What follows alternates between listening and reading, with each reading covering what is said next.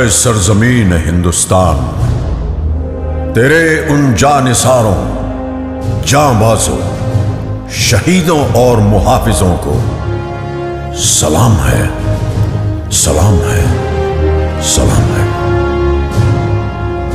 जिन्होंने अपनी बहादुरी की कलम से फतह की एक और बेमिसाल तारीख लिख दी।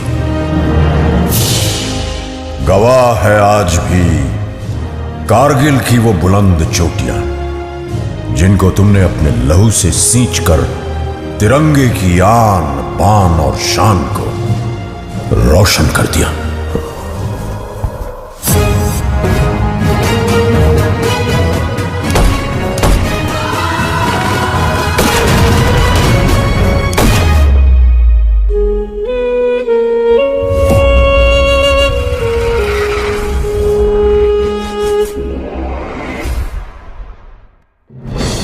सन 1999 पड़ोसी मुल्क पाकिस्तान ने बगैर किसी आभास के अपने सैनिकों को एलओसी पार कर भारत की सीमा के अंदर भेज दिया।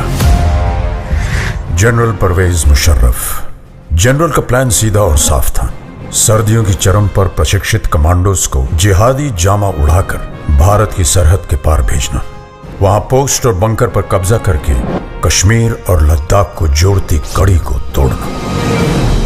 द्रास सेक्टर की मुश्को घाटी, मारपोला रिज लाइन, कारगिल के आसपास काकसर, बटालिक सेक्टर, चोरबाटला सेक्टर और सियाचिन के दक्षिण में तुर्तुक पर पाकिस्तानी फौज ने धोखे से अपना कब्जा जमा लिया था। लेफ्टिनेंट सौरभ कालिया की अगुवाई में निकली पेट्रोलिंग पार्टी बड़े रहस्यमय ढंग से गायब हो गई थी। कुछ दिनों के बाद उनका क्षत विक्षत शव पाकिस्तानी सेना ने हमें सौंपा। जिस निर्दयता से उन्हें मारा गया था, प्रशिक्षित पाकिस्तानी फौजियों की ही कुचेष्टा थी। तत्कालीन प्रधानमंत्री श्री अटल बिहारी वाजपेयी पड़ोसी देशों के साथ सद्भावना में विश्वास रखते थे, पर पाकिस्तान के इस छुपकर हमला करने की साजिश से वो अत्यंत क्षुब्ध हो उठे। हम शांति चाहते हैं, ये तो दुनिया ने देखा। अब दुनिया ये देखेगी कि हम शांति की रक्षा के लिए और अपनी शक्ति का भी प्रदर्शन कर सकते हैं। लड़ाई के परिणाम के बारे में भी मेरे मन में कोई संदेह नहीं है। हमारी विजय निश्चित है और हम विजयी होकर दिखाएंगे। उन्होंने देश की तीनों सेनाओं को बगैर एक पल गवाए दुश्मन की गोली का जवाब गोलों से देने का आदेश सुनाया। तो भारतीय सेना ने तुरंत एक्शन लेते हुए युद्ध का ऐलान कर दिया।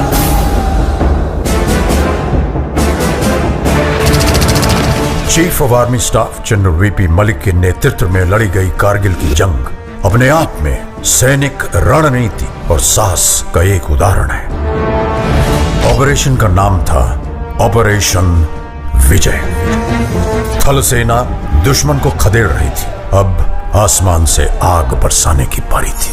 वर्तमान वायुसेना प्रमुख wing commander BS Dhanoa Kargil युद्ध के दौरान फाइटर स्क्वाड्रन के कमांडिंग अफसर थे। स्क्वाड्रन लीडर अजय आहूजा, के नचिकेता और स्क्वाड्रन लीडर रघुनाथ नाम्बियार जैसे दिलेर फाइटर पायलट भी कारगिल के हवाई हमलों में नायक के तौर पर उभरे। नाम दिया गया ऑपरेशन सफेद सागर। इसी दौरान भारतीय नौसेना भी सक्रिय हो उठी। वाइस एडमिरल माधवेंद्र सिंह की अगुवाई में पूर्वी और पश्चिमी बेड़े एकत्रित हुए और तुरंत उत्तरी अरब सागर से कराची बंदरगाह की घेराबंदी कर दी गई। भारतीय नौसेना के इस मिशन का नाम था ऑपरेशन तलवार। इतिहास बदलने जा रहा था। वंदे मातरम, वंदे मातरम, वंदे मातरम, वंदे मातरम। और रुख मोड़ दिए तूफानों के, चट्टानों को धूल बनाया है। दुश्मन हमको ना भूलेगा, उसे ऐसा सबक सिखाया है।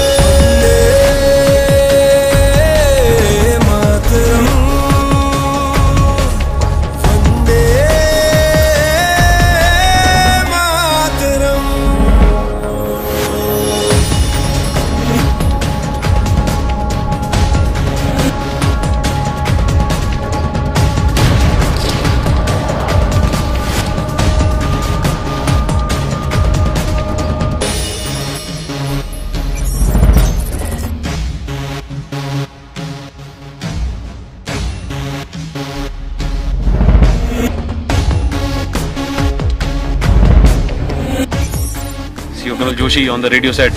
After that, another bunker was captured.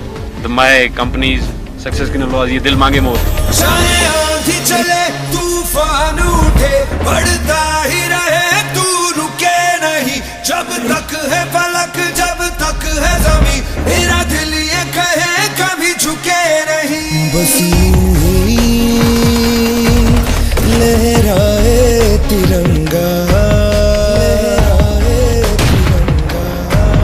बस यूं ही लहराए तिरंगा वंदे मातरम वंदे मातरम वंदे मातरम वंदे मातरम।